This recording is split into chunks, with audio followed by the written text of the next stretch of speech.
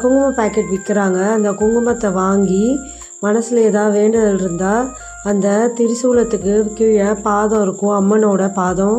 அந்த பாதத்தில் குங்குமத்தை கொட்டி நம்ம வேண்டுதலை வைக்கும்போது அந்த வேண்டுதல் கண்டிப்பாக நிறைவேறுங்கிறது நிறைய பேரோட நம்பிக்கை.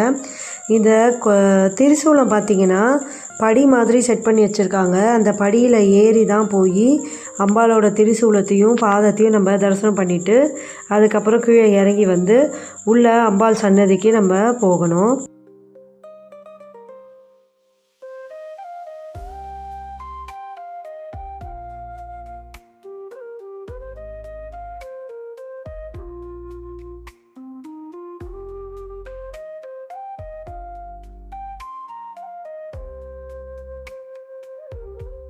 கருமாரி அம்மனுக்கு நாகம்தான் கொடை பிடிச்சிட்டு இருக்க மாதிரி எல்லா கோவிலையும் நம்ம பார்த்துருப்போம். கருமாரி அம்மன் கோவிலெல்லாம்